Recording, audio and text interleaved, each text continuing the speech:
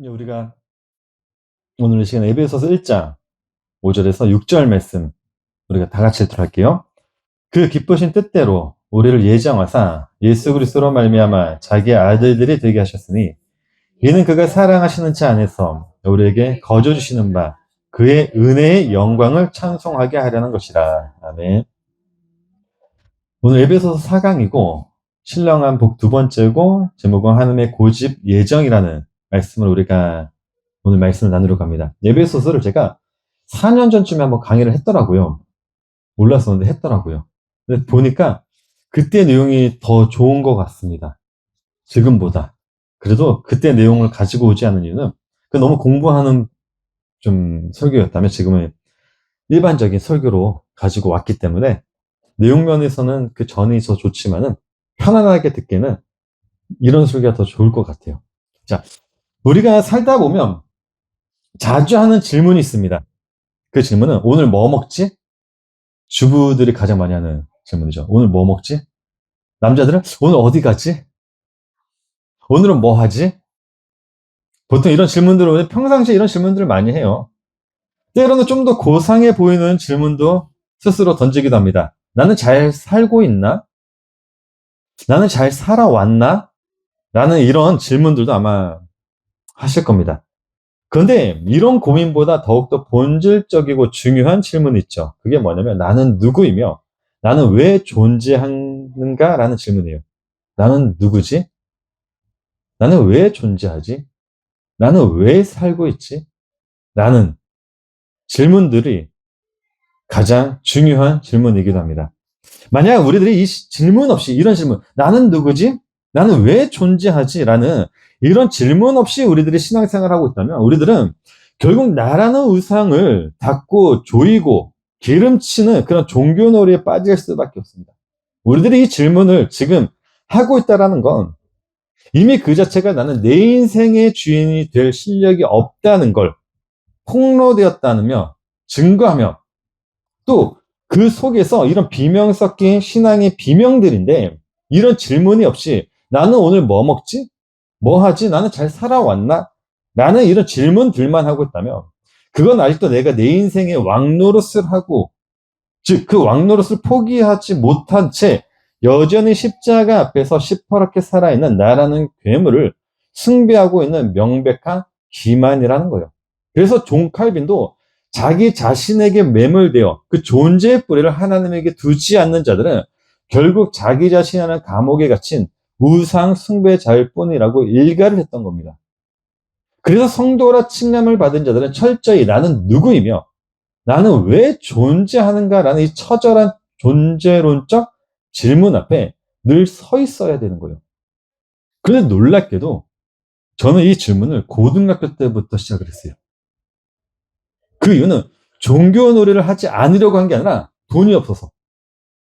돈이 없으니까 나는 왜 존재하지? 나는 왜 살지?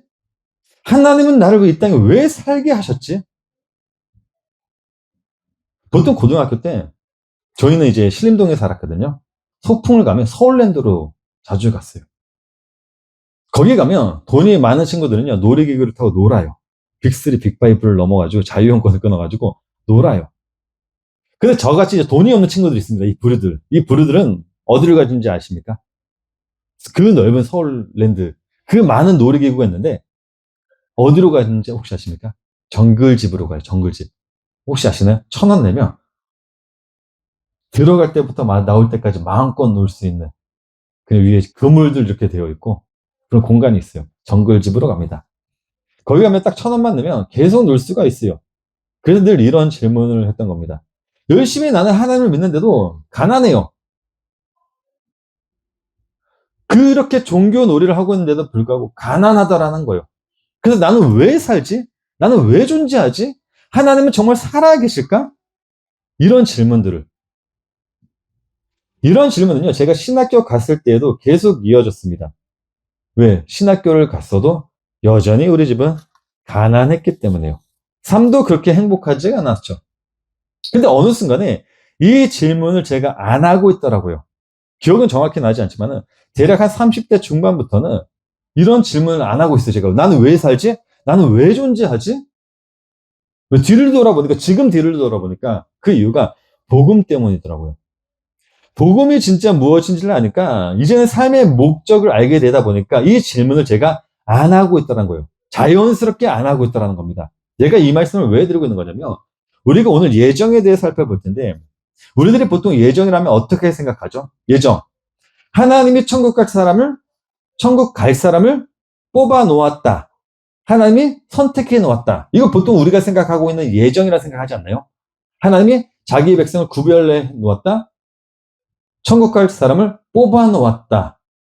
이 정도로만 알고 있는데, 성경에서 말하는 이 예정 있죠. 예정이라는 건요, 단순히 하나님이 천국 갈 사람을 뽑았다, 이것만 이야기하는 게 아니라, 이게 굉장히 중요해요. 하나님이 정해놓으신 그 목적에 맞게 움직이게 되었다는 걸 일컬어서 예정이라고 해요. 우리는 보통 예정이라 하면 포커스를 거기에 맞춘다고요. 하나님이 자기 백성을 뽑아 놓았다, 이 정도로만. 그런데 그 예정 속에는 하나님이 정해놓으신 그 목적에 맞게 움직이게 한다라는 것까지도 가야 된다고요. 선생님들 잘 들어보세요. 하나님이 만들어 놓으신 이 세상의 모든 창조물들은요, 하나님이 정해놓으신 그 목적에 맞게 움직이고 있습니다. 빛은 어둠을 물러내고 땅에 빛을 비추는 것으로,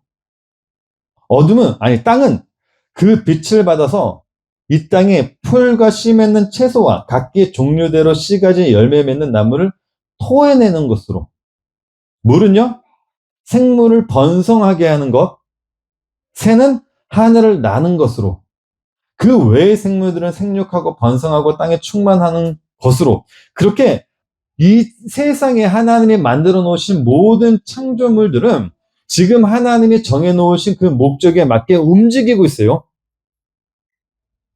지금 이 순간에도 해는 날마다 아침에 떠서 저녁에 지고, 땅은 열심히 그 빛을 받아서 풀과 씨 맺는 채소와 나무를 내고 있고, 새는 열심히 하늘을 날고 있습니다.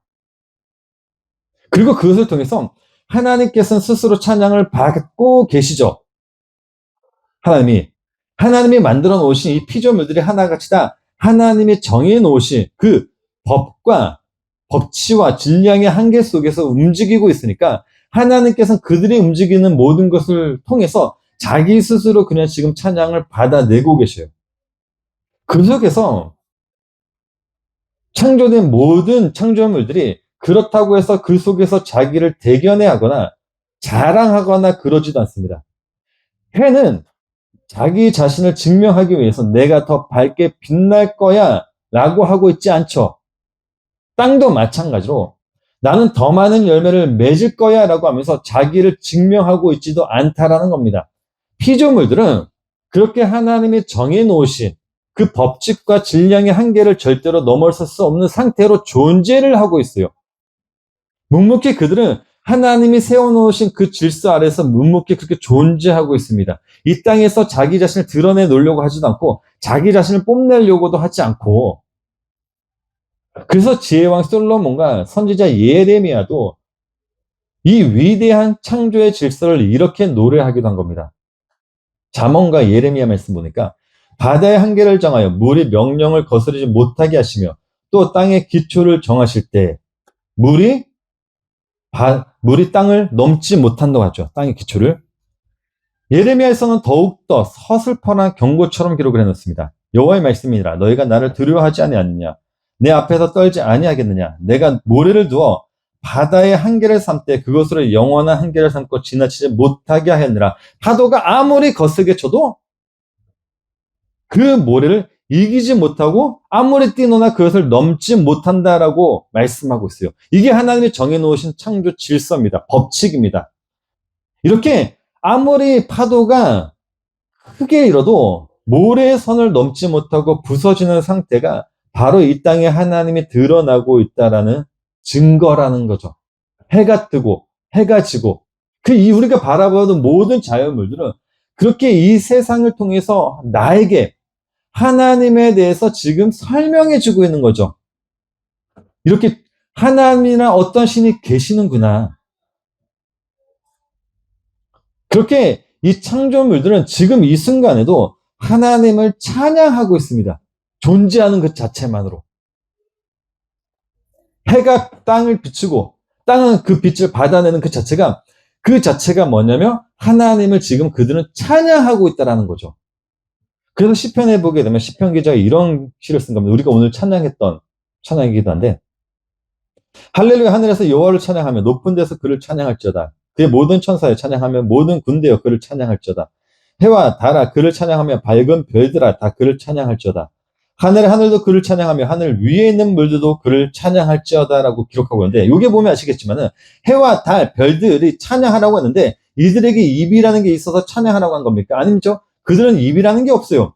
해와 달, 별, 이들은 입이 없다고요. 근데 찬양을 하라고 이야기를 하고 있죠. 그렇다면 그 찬양은 어떠한 거죠? 하나님이 정해놓으신 그 질서와 법대에 맞춰 그 상태 그대로 움직이는 걸 그렇게 성경에서 뭐라고 하는 거냐면 찬양한다라고 이야기를 해요. 그래서 그 뒤에 5절 말씀을 보게 되면 이런 말씀들 있죠. 그것들이 여호와 이름을 찬양하면 그가 명령하심으로 짐을 받았습니다. 그렇게 그들이 하나님이 정해놓으신 법칙과 질서 속에서 움직이는 것 자체가 그냥 찬양이라고, 그걸 찬양이라고 한다고요. 자, 잘 보세요. 그런데 예레미야서를 다시 읽어보면요, 사람들은 어땠다고 하죠? 사람들은 그러지 않았다고 해요. 자, 예레미야 5장 20에서 다시 보니까요, 여호와의 말씀이라 너희가 나를 뭐 했대요? 두려워하지 아니하느냐, 내 앞에서 떨지 아니하겠느냐. 인간들은 뭐 하냐면 모든 창조물들은 하나님의 정해놓으신 법칙과 질서 속에서 움직이며 그렇게 하나님을 찬양하며 하나님 그것을 통해서 하나님의 찬양을 받아내시며 하나님의 존재를 이 세상에 나타내고 있는데, 사람들은 하나님을 두려워하지 않는데요. 하나님 그것을 바라보면서 하나님을 바라보면서 두려워하지도 않고 떨지도 않고 있다라고 얘기합니다. 그러다 보니까 하나같이 자 이 땅에서 무엇을 하며 살아요? 자기 뜻대로 살고 있는 거 아닌가요? 내 뜻. 하나님의 힘을 역류해서 하나님이 인간을 만들었을 때는 인간의 목적, 하나님이 계획하신 목적대로 인간을 만들었단 말이죠. 근데 인간은 그 힘을 역류해서 하나님을 보다는 자기의 일을 우선시 여기며 하나님 뜻보다는 자기의 뜻을 우선시 여기며 그렇게 지금 이 땅에서 살고 있다라는 거예요. 그래서 이 시대에도 많은 사람들은 이 시간에도 뭐 하고 있습니까? 그 자연 만물 하나님을 찬양하고 있는 그 세상 속에서 살면서도 그 속에서 모든 만물들은 다 하나님을 영광을 드러내놓고 있는데, 이 시간에 그 하나님을 두려워하지 않고 있는 사람들은 뭐 하고 있죠? 자기 자신을 위해서 살아가고 있죠. 자기 취미 생활을 하러, 내 자신을 위해서, 내 뜻을 행하여 그렇게 살고 있단 말이죠. 모든 사람들이 다. 그러다 보니까 구원도 어떻게 이루려고 하고 있다는 겁니까? 자기의 열심으로 이루고 있으려고 한다는 거예요. 자기 열심으로. 여기서 자기 열심이라는 말을요, 행위적인 것으로만 생각하지 마세요. 우리가 구원을 자기 열심으로 세운다고 하면 어떻게 생각하냐면, 내가 열심히 기도하고 말씀을 읽어서 내가 구원의 그 안도감을 느껴야지라고 생각하는데, 그렇게 생각하지 마시라는 겁니다. 여기서 이 구원도 자기의 열심으로 이루려고 한다는 말은 내 자아가 시퍼렇게 살아있으면서도 죄와 피 터지게 싸우지 않고 있으면서 입으로만 예수 그리스도만 바라보면 돼라고 말하는 것 자체도 자기 정당화라는 가장 무서운 자기 열심인 거기 때문에요. 예수를 도구로 이용하는 자기 증명의 변종이라고요. 그냥 예수만 바라보면 돼. 자기 정당화라고요. 죄와 싸우고 있지 않으면서. 그게 자기의 열심인 거예요. 그러니까 열심히 그냥 기도하고 말씀 읽고 그렇게 구원을 이루려고 하는 사람이나 그냥 예수만 바라보면 돼 라면서 그 자기 열심 속에 빠진 자들이나 똑같다고요. 그냥 귀신들도요, 예수가 누군지 압니다. 하지만 그들은 결코 자기 왕자에서 내려오지 않는 존재들이죠. 예수를 알아요. 귀신도 예수를 하나님의 아들로 안다고요. 그런데 그들은 그걸 알면서도 결코 자기 왕자에서는 내려오지 않아요. 우리들 역시 죄와 피 터지게 싸우지 않으면서 입으로만 예수님을 부르고 있다면 그건 여전히 나라는 우상의 왕자를 포기할 마음이 없다는 귀신의 그 믿음과 다를 바가 없다고요. 귀신이 믿었던 그 믿음이나 우리가 지금 나의 왕자를 포기할 마음이 없는 내 믿음이나 똑같다고요. 그거는 그냥 단지 그건 입으로만 마음으로만 예수님을 찾고 있다는 건 단지 내 양심의 가책을 받지 않으려고 하는 내 구원의 안도감이나 챙기려고 하는 나를 보호하기 위한 하나의 지독한 자기의 발로라고요.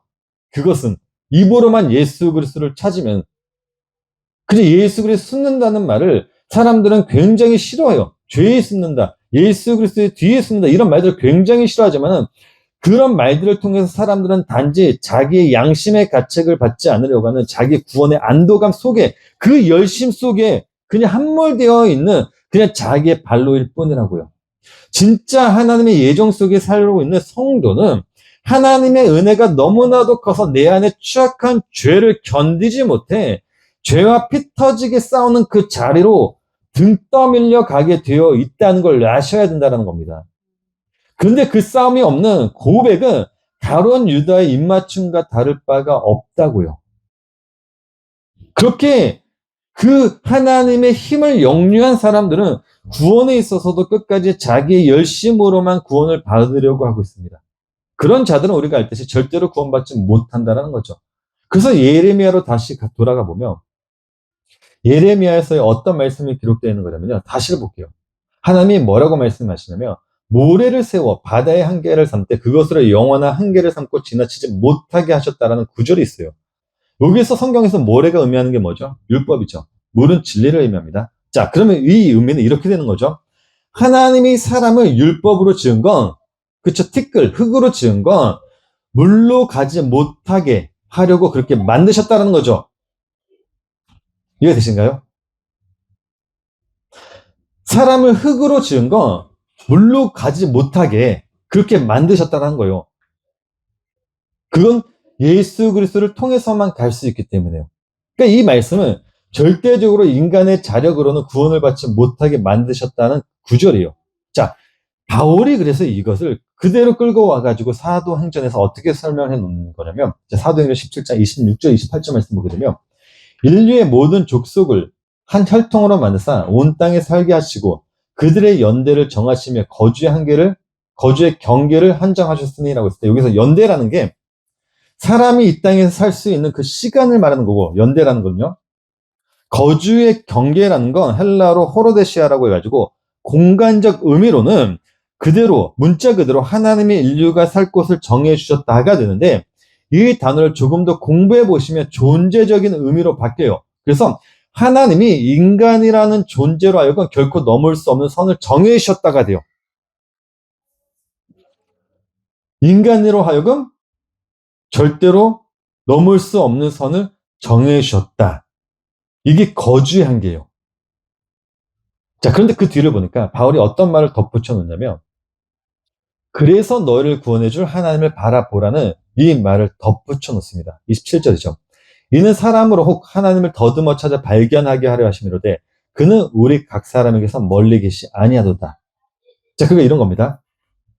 우리들은요, 우리들의 자력으로 구원받으려고 발버둥 쳐야 되는 자들이 아니라 하나님이 만들어 놓으신 이 모든 자연 물들을 바라보면서 그 속에서 나도 하나님의 뜻 안에서 살게 해달라고 그렇게 간구해야 되는 자들이라는 거죠. 정리되시나요? 이 모든 만물들을 바라보면서 우리가 구해야 되는 건 뭐냐면, 주님, 내가 내 힘으로 하나님의 구원을 이루겠습니다가 아니라 하나님이 만들어 놓으신 이 창조물들 속에서 나도 그렇게 하나님의 정해진 목적대로 살기 원합니다라고 간구해야 되는 자들이라는 거예요. 그런데 하나님이 그의 백성들만큼은 그러한 삶을 살게 만들어 놓겠다라고 해요. 그래서 바울이 오늘 본문에서 한 말이 이 말이죠. 모든 일을 그의 뜻의 결정대로 일하시는 이의 계획을 따라 우리가 예정을 입어 그 안에서 기업이 되었다라고 얘기했을 때, 여기서 기업이란 말 있죠. 이 기업이 어떤 말이냐면, 우리가 읽진 않았지만 바울이 사도행전 17장 27절 뒤인 28절에서 말한 그를 힘입어 그와 함께 움직이는 걸 말하는 거거든요. 자, 28절, 27절 뒤죠. 우리가 그를 힘입어 살며 기동하며 존재하니라라고요. 여기서 기동이란 말이 움직이다는 뜻입니다. 이게 뭐라는 거죠? 예수 그리스도 안에서의 기업이에요. 그러니까 기업이란 말은 그 안에서 기업이 되었다는 건 뭐냐면, 우리가 지금 예수 그리스도와 함께 움직이고 있다는 말이 기업이란 뜻인 겁니다. 그러니까 예수 그리스도 안에서의 기업이란 말은 내 마음대로 살던 내 인생이 이제는 중단되고 우리가 이제는 우리의 존재의 주인이 되신 예수 그리스도와 한 몸이 되어 그분의 목적과 뜻대로 움직이는 일명 복된 구속의 상태가 된 것을 의미하는 거예요. 이 삶, 이것을 가리켜 하나님이 하신 바로 예정이라고 이야기하는 겁니다. 예정. 그걸 가리켜 예정. 그러니까 예정이란 건 단순히 하나님의 천국 갈 사람을 뽑았어. 이게 아니라 하나님이 정해놓으신 하나님의 뜻으로 인간을 다시 가져다 놓았다는 뜻이요. 이걸 제가 예전에는 몰랐다고요. 아니, 더 정확히 얘기하면 처음에는 몰랐다가 아니라 처음에는 하나님이 죽을 뻔한 저를 살려주셨기 때문에 그게 너무나도 기뻐가지고 매일매일 혼자 다락방에서 혼자 울면서 찬양하고 예배를 했어요. 초등학교 2, 3학년 때. 그 조그만 애가 뭘 한다고 그 조그만 집 다락방에 올라가서 혼자 찬양하고 예배, 그게 좋아서 그냥. 근데 시간이 흐르다 보니까 이제 뭐가 커지죠? 내 머리가 커져요, 내 머리. 내 머리가 커지고 몸이 커지다 보니까 그 행복과 기쁨은 점차 사라지고 세상에 복이 보이기 시작하는 겁니다. 그러면서 내 존재적 가치를 잃어버려요. 나라는 존재적 가치를. 그러다 보니까 내가 왜 살지? 내가 무엇을 위해 살아야 하는지도 망각하게 된 거죠. 그러다 보니까 신앙생활도 어떻게 되냐면 예전에는 나를 구원해 주신 그 하나님이 너무나도 기쁘고 감사해서 그냥 찬양으로 살았는데 내 머리가 커지고 세상이 보이기 시작하면서 이제 신앙생활도 어떻게 바뀌냐면 세상을 향한 그 복을 구하는 신앙생활로 바뀌기 시작하다라는 거예요. 예전에는 기도와 찬양하는 게 그냥 기뻐서 했는데 지금 뭐 하냐면 하나님에게 무엇인가를 더 뜯어보기 위해서 하는 하나의 수단이 되어버린 거예요. 그렇게 뭐 금식하는 것도 작정기도 하는 것도 결국에는 하나님께로부터 무엇인가를 하나 더 뜯어보겠다라는 심보가 내 안에 가득 차버린 거죠. 그거 하나면 하나님께 무엇인가를 더 얻을 수 있겠지. 감사함이 사라진 거죠. 그러던 중 은혜로 참된 복음을 알게 되다 보니까 제가 바뀌게 되는, 지금은 바뀌는 겁니다. 어떻게 바뀌냐면 이제는 예전에는 정말 그 삶이 기쁘고 감사해서 했어요. 처음에는. 그 어렸을 때는. 그런데 세상을 알고 나니까 기복신앙, 세상의 복을 구하는 신앙을 바뀌었고 지금은 어떻게 바뀌냐면 이게 정말 기쁘고 좋아서 했으면 좋은데 어렸을 때처럼 좋은데 지금은 뭐냐면 이걸 그냥 기쁘고 뭐 좋아서의 개념이 아니라 그냥 당연한 것의 한 삶이 되어버린 거예요. 그냥 한 삶. 내가 왜 이걸 해야 되지? 이것보다는 이건 당연한 거지 그냥. 하나님이 정해놓으신 그 목적 속에 이렇게 제가 들어가 버리니까 내가 누구인지, 내가 왜 살아야 되는지에 대한 질문을 하기보다는 그냥 그걸 담담하게 그냥 존재적 목적으로 받아들이게 된다는 거예요, 그냥. 해가 자연스럽게 동으로 또 서로 지는 것처럼, 물이 위에서 아래로 흐르는 것처럼, 당연한 삶, 이건 당연한 거다. 이게 바로 하나님이 하셨다는 예정이라는 거예요. 그러니까 예정이란 건 하나님이 그의 백성을 택했다가 아니라 하나님이 그가 계획하신 그 목적으로 나를 끌고 왔다라는 거예요. 끌고 왔다는 거. 그러다 보니까 제가 겪었던 모든 과정들도 무엇으로 알게 되냐면 하나님이 그의 아들됨을 가르쳐주기 위해 하나는 징계였었구나. 자, 히브리서의 기자 보면 히브리 기자가 이런 얘기를 하죠. 주께서 그 사랑하시는 자를 징계하시고 그가 받아들이시는 아들마다 채찍질하심이라 하였으니 너희가 참음은 징계를 받기 위함이라. 하나님이 아들과 같이 너희를 대우하시나니 어찌 아버지가 징계하지 않는 아들이 있으리요. 징계는 다 받는 것이거늘 너희에게 없으면 사생자요 친아들의 아내니라. 또 우리 육신의 아버지가 우리를 징계하여도 공경하였거든 하물며 모든 영의 아버지께서 더욱 복종하며 살려 하지 않겠느냐. 이 말씀이 어떤 말씀이죠? 하나님이 창세 전에 찍어놓은 당신의 아들을 결코 포기하지 않으신다는 말씀이죠. 우리들은 여전히 이 땅에선 나라는 우상을 붙들고 세상으로 도망치려고 하는데 그때마다 하나님은 징계라는 채찍을 들어서라도 우리를 그 아들의 자리로 끌고 간다는 겁니다. 그래서 우리들에게는 징계도 복인 거죠. 그렇게 하나님께 엄청 저도 많이 맞았어요. 일면 맞는다고 많이 이야기를 하는데 많이 맞았습니다. 오직하면 저희 어제 형이 저희 저녁에 식사 전에 모였는데 저희 형이 갑자기 방에다 나오더라고요. 밥을 먹는데 오더니 하는 말이 뭐냐면 예전에 일기장을 봤대요. 본인의 일기장 어렸을 때 썼을 때 그 일기장에 기도 제목이 있었는데 기도 제목이 뭔지 아십니까? 제가 바뀌는 게 기도 제목이었대요. 그런 이야기를 했겠습니까? 오직 하면 사람이 봤을 때도 그렇게 말을 안 들었는데, 그러니까 얼마나 많이 제가 맞았겠어요. 머리카락도 뽑히고. 근데 그게 뭐냐면 하나의 복이었다라는 거예요. 하나님이 그의 아들됨의 자리로 갖다 놓는 복.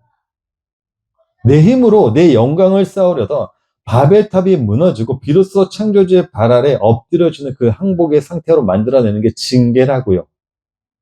그래서 바울도 이 예정의 결론을 다른 무엇이 아닌 아들이 되는 것이라고 못 박아서 선포한 겁니다. 1장 5절 말씀 보니까 그 기쁘신 뜻대로 우리를 예정하사 예수 그리스도로 말미암아 자기의 아들들이 되게 하셨으니, 그렇게 그걸 주기 위해서, 그 아들됨을 주기 위해서 하나님 또 우리에게 주신 게 뭐냐면 성령이죠. 그 성령을 받게 되면 우리는 나라는 존재 자체가 삭제가 되고 계속 예수 그리스도의 형상을 향해 달려가게 되어 있는 거죠. 내가 안 되니까 하나님이 자기의 힘이라는 그 말씀을 줘서 달려가게 만들어버리죠. 그 목적에 맞게끔. 그렇게 하나님은 나로 하여금 예수님이라는 그 아들의 형상을 본받게 만들어 놓습니다. 그래서 바울이 로마서에서 우리의 존재의 필연적인 결론을 이렇게 선포를 합니다. 로마서 8장 28절 말씀 보니까 우리가 알거니와 하나님을 사랑하는 자, 곧 그의 뜻대로 부르심을 입은 자들에게는 모든 것이 협력하여 선을 이루니라. 하나님이 미리 하신 자들 또한 그 아들의 형상을 본받게 하기 위하여 미리 정하셨으니 이는 그런 많은 형제 중에서 맏아들이 되게 하려심이라. 또 미리 정하신 그들을 또한 부르시고 부르신 그들을 또한 의롭다 하시고 의롭다 하신 그들을 또한 영화롭게 하셨느니라 라고요. 여기 보게 되면 영화롭게 하셨다라는 그 말씀이 과거형으로 되어 있죠. 아직 완성 전인데, 완성이 안 되는데 이미 영화롭게 하셨다라고 과거형으로 말해놔요. 왜? 그건 하나님이 시작하신 일은 그가 끝까지 책임지신다는 확증이기 때문이에요. 넌 내 아들이야 라고 말씀하셨다면 그 책임을 누가 져주신다고요? 하나님이 책임져 주시니까 그걸 그냥 과거형으로 바울이 선포를 해버린 겁니다. 그러니까 그 하나님의 은혜는 우리가 감히 상상할 수 없는 은혜예요. 그러니까 나를 바라보지 마시고, 우리가 신앙생활 할 때는 나를 바라보지 마시고 나를 이끌고 계신 그 하나님을 바라봐야 되는 겁니다. 근데 이 말씀을 들으니까 좀 위로가 되세요. 신앙생활 하는 게 나를 영화롭게 만드신다고 하시니까. 근데 이 말씀은요, 우리가 생각하는 그런 위로 따위나 주려고 하는 말씀이 아니라는 걸 아셔야 되죠. 왜? 이 말씀은 그렇기 때문에 하나님이 나의 모든 것을, 내 자존심이라든지 내 생각이라든지 내 자아라든지 내 환경이라든지 이 모든 것을 부숴버리겠다는 선포이기 때문에요. 내가 너를 영화롭게 하겠다는 것은 뭐냐면 하나님이 너를 부숴버리겠다는 선포예요.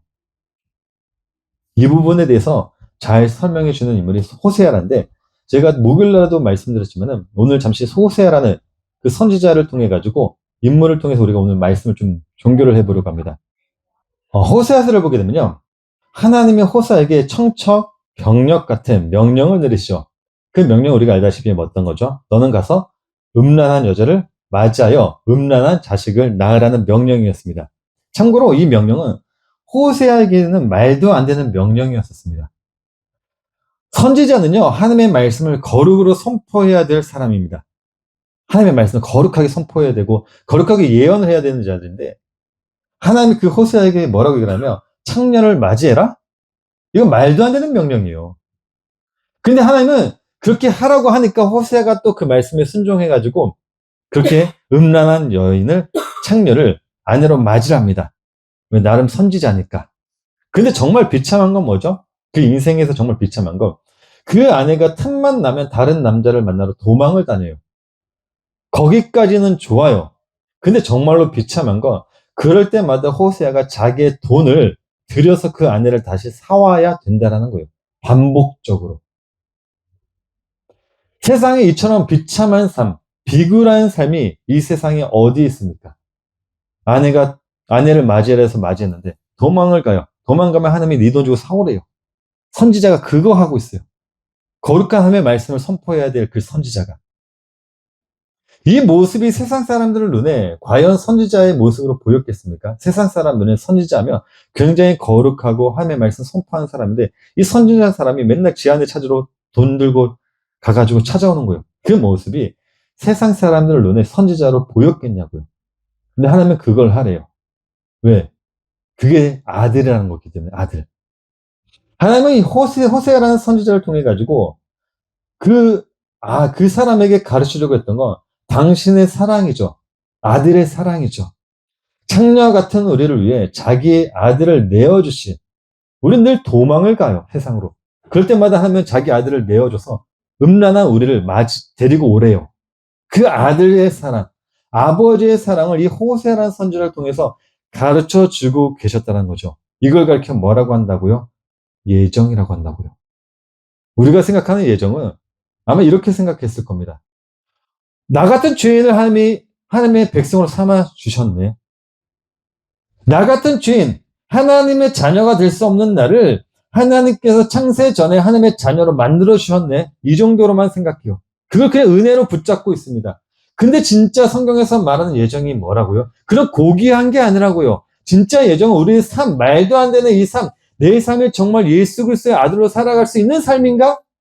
라는 그 질문 속에서 우리는 그 속에서 하나님의 그 사랑을 발견하는, 그 사랑을 알게 되는 게 예정이라고요. 예정은 고귀하지 않습니다. 하나님의 그 사랑과 아들의 사랑을 배워가는 게 예정이에요.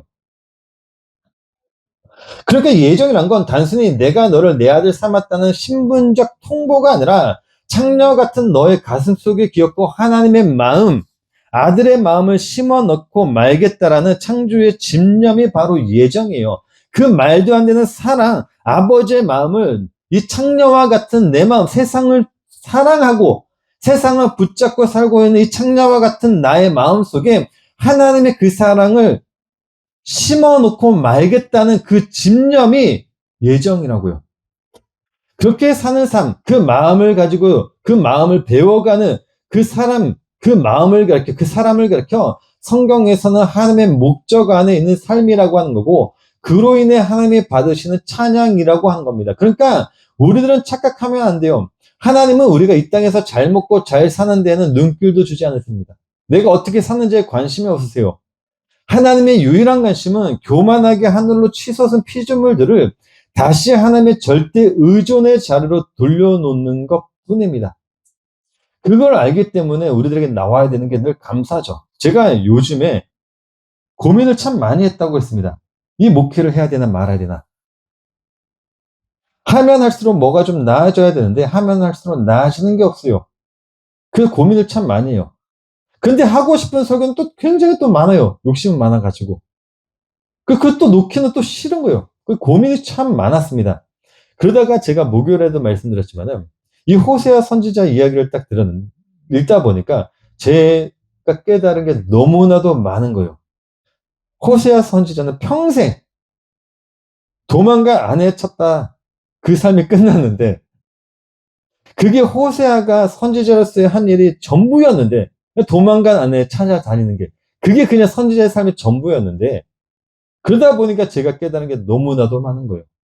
이게 바로 하나님이 가져다 놓으신 내 자리구나. 이게 그냥 이 삶이. 그래서 제가 처음에도 말씀드렸지만 아무도 안 계셔서 저는 혼자서 설교할 겁니다. 라는 그 마음이 때로는 굽여지고 때로는 부서질 수 있지만은 그게 제 자리이기 때문에 저는 늘 이 자리에 있을 겁니다. 성경에서 말하는 예정, 단순히 천국 티켓을 미리 끊어놨다는 그 안이란 이야기가 아니라 하나님이 정해놓으신 아들의 자리, 그 목적지에 우리를 가져다 놓았다라는 선포기 때문에 성경들 그 그 자리에 우리가 늘 묵묵히 존재하고 있자고요. 잠시 기도하도록 하겠습니다.